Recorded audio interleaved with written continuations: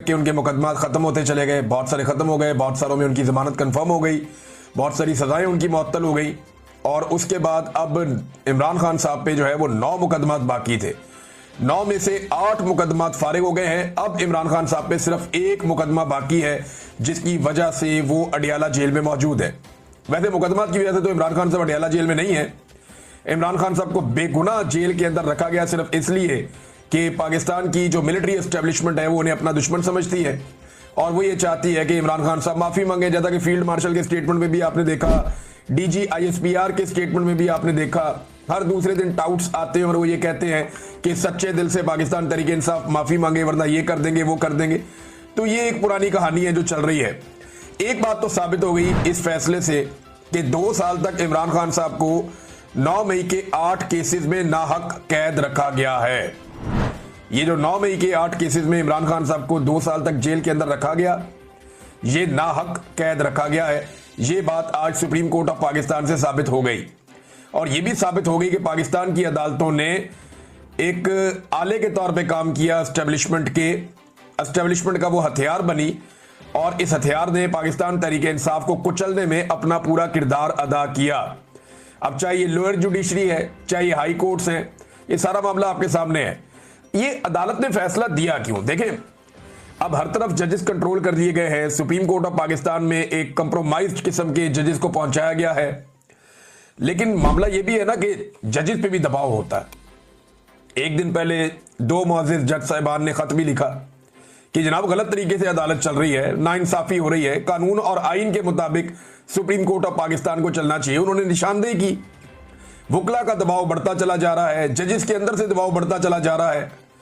ये जब सारी चीजें होती हैं और उसके ऊपर सुहेल वड़ाइच साहब आर्मी चीफ की ख्वाहिश लाके छाप देते हैं कि जनाब इमरान खान इसलिए तो जेल के अंदर बंद नहीं है कि उसने जुर्म किए हुए, वो तो जेल में इसलिए बंद है कि वो आसिम मुनीर साहब से माफी नहीं मांग रहा या वो सच्चे दिल से माफी नहीं मांग रहा। अगर वो सच्चे दिल से माफी मांग ले तो मामला आगे बढ़ सकता है। तो सुहेल वड़ाइच साहब की तहरीरों पर तहरीरें आना शुरू हो जाती हैं। यूरोप के दौरे के ऊपर है भाई, आप सैर करें, लेकिन वहां पे भी ड्यूटी इतनी सख्त है कि वहां से वो तहरीरें लिख लिख के दे रहे थे ख्वाहिशात को जो है वो अमली जामा पहनाने के लिए। और ख्वाहिशात किसकी है? मिलिट्री एस्टेब्लिशमेंट की है। फील्ड मार्शल से उनकी मुलाकात होती है। ये सारी चीजें मिलकर अदलिया के ऊपर एक बहुत प्रेशर बना गई थी और अदलिया जो है बहुत बुरी तरह एक्सपोज हो गई थी। फिर एक के बाद एक तारीख हो रही है, एक के बाद एक तारीख हो रही है। अदालत के अंदर क्या हो रहा है? अडियाला जेल में वहां पे 4थी मरतबा तारीख दे दी गई है। इमरान खान साहब का केस लगने नहीं दिया जा रहा वहां पे। ये वहां पे सूरत हाल है। सुप्रीम कोर्ट ऑफ पाकिस्तान में इसमें बार बार की तारीख दी और बिलाखिर इमरान खान साहब को बेल देना पड़ी। लेकिन इस केस में 1-2 चीजें मैं आपको बताऊं, जो मैंने बात की है सहाफियों से, उन्होंने ये बताया कि जानबूझकर चीफ जस्टिस ऑफ पाकिस्तान ने बार बार ये जो केस था इसके मेरिट्स के ऊपर जाने से रोका। यानी केस के आपने मेरिट्स देखने होते हैं ना कि भाई ये गवाही सच्ची है या झूठी है। तो सुप्रीम कोर्ट ऑफ पाकिस्तान ने मेरिट्स के ऊपर जाने नहीं दिया मुकला को।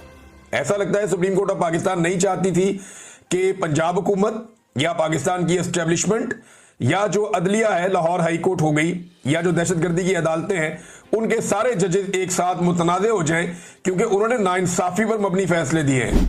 वो पुलिस वाला टेबल के नीचे घुस गया, सोफे के नीचे घुस गया, पुलिस वाला पर्दे के पीछे छुप गया, वो इतनी दूर से 4-4, 5-5 बैरियर क्रॉस करके सारी सिक्योरिटी में से गुजरता हुआ सलमानी टोपी पहन के वो इमरान खान साहब के सामने पहुंच गया। भाई इस तरह की गवाहियों के ऊपर कौन खड़ा होता है? और एक शहर में गवाही कुछ और है, दूसरे में कुछ और है, तीसरे में कुछ और है। तो तहरीक इंसाफ तो तैयारी करके गई हुई थी, लेकिन चीफ जस्टिस ने इन मेरिट्स के ऊपर बातचीत नहीं होने दी। इससे पूरी की पूरी अदलिया जो है उसके कपड़े उतर जाते हैं।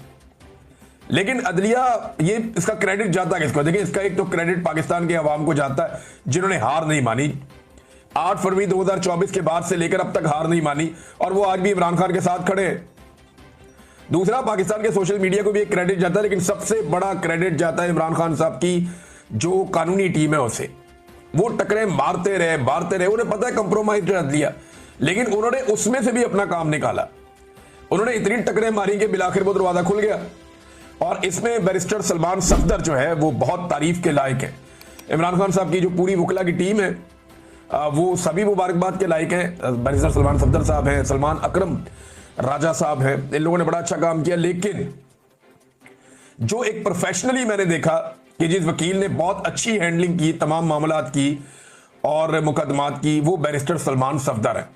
कमाल उन्होंने केसेस लड़े हैं, और जिन जिन लोगों ने उनको केसेस लड़ते हुए देखा, जिन सहाफियों ने भी देखा, उन्होंने बताया जी कि वो जबरदस्त किस्म के शवाहिद सामने रखते हैं, बड़ा टू दी पॉइंट आते हैं, और बड़े अच्छे उन्होंने मुकदमात हैंडल किए हैं। बड़ी प्रोफेशनली उन्होंने इन मामलों को डील किया कि एक तरफ एस्टेब्लिशमेंट है, पूरा का पूरा एक इदारा इस काम पे लगा हुआ है, इंटेलिजेंस एजेंसियां इस काम पे लगी हुई हैं, अदलिया को कंप्रोमाइज कर दिया गया है, 26वीं आईनी तरमीम के बाद पूरे निज़ाम को जकड़ दिया गया है, लेकिन फिर भी वो लगे रहे। बिलाखिर इमरान खान साहब के अब 9 में से 1 मुकदमा बाकी रह गया। अब सिर्फ एक ऐसा मुकदमा है जिसमें इमरान खान साहब को जेल में रखा हुआ है। इस मुकदमे में जाने से पहले मैं आपको बताऊं कि लोगों ने बड़ा जश्न मनाया, वुकला ने बड़ी खुशियां मनाई हैं। कई जगहों पे वुकला जो है मिठाइयां बांट रहे हैं, बार काउंसिल्स के अंदर लोग खुश हो रहे हैं, नौजवान खुश हो रहे हैं। तो एक सोशल मीडिया पे हर जगह पे एक सेलिब्रेशन है, लोग इसके ऊपर जश्न मना रहे हैं कि इमरान खान साहब के 9 मई वाला बयानिया भी जो है वो उलट गया। वहां पे भी उनकी अब जमानत हो गई है इमरान खान साहब की। नून लीग बड़ी अजीबोगरीब सूरत हाल में, उसे समझ नहीं आ रही इन जजों को गालियां देनी है या नहीं देनी, क्योंकि ये वही जजेस हैं जिन्होंने हर तरह की सहूलतकारी इस निज़ाम के लिए की है। ये वही जजेस हैं जिन्होंने वो सारे काम किए हैं जो एस्टेब्लिशमेंट ने और नून लीग ने उनसे गंदे काम करवाए हैं। ये सारे वो जजेस हैं जिन्होंने मिलिट्री कोर्ट्स जैसे एक घटिया काम को भी इन्होंने जवाब फराहम कर दिया और उसके हक में फैसला दे दिया। अब जब सुबह जज तब्दील हुए ना, तो उसमें ये पूछा गया इमरान खान साहब की फैमिली से कि जनाब आपको कोई एतराज है? उन्होंने कहा कोई एतराज नहीं है, जो भी जज हमें इंसाफ दो। सिर्फ अच्छा किया उन्होंने, वरना कई जर्नलिस्ट और बाकी लोग ये कह रहे थे कि जनाब अतरफुल्ला साहब को लाना चाहिए था या शहजाद साहब को लाना चाहिए था, जो दीगर जज है, जो न्यूट्रल जजेज हैं, उनको लेकर आना चाहिए था। ये जो जज लाए गए हैं रिजवी साहब, इनके बारे में कहा गया कि जनाब ये मिलिट्री कोर्ट्स के हक में इन्होंने फैसला दिया हुआ है, ये बहुत गलत हो जाएगा। लेकिन ये पाकिस्तान तहरीक इंसाफ और इमरान खान साहब की फैमिली ने बड़ा दिल किया, उन्होंने कहा जो मर्जी जज आ जाए हमें इंसाफ दें। अब कई केसेस ऐसे होते हैं जिनमें जज के लिए भी रास्ता कोई नहीं बचता, तो बिलाखिर इमरान खान साहब की जमानतें हो गई। नून लीग की सूरत हाल अजीब है, जजों को गालियां देनी है नहीं देनी वो इस मखमसे में। ये एस्टेब्लिशमेंट कल को अगर इनके ऊपर से हाथ उठा लेगी ना, ये एस्टेब्लिशमेंट को भी गालियां नहीं दे सकेंगे, क्योंकि जिस लेवल के इन्होंने जूते पॉलिश कर दिए इनके पास पीछे हटने का रास्ता नहीं है, और जिस लेवल पे इन्होंने इस अदलिया को उठा के रखा है इनके पास पीछे हटने का रास्ता नहीं है। अब ये कैसे कह सकते हैं कि जनाब ये जजेस, क्योंकि ये जजेस ये लोग खुद लेकर आए हैं, तहरीक इंसाफ ने तो इनकी मुखालफत की थी, वो तो मंसूर अली शाह साहब की बात कर रहे थे। ये जजेस ये हुकूमत खुद लेकर आई है, लिहाजा इनसे तो ये गिला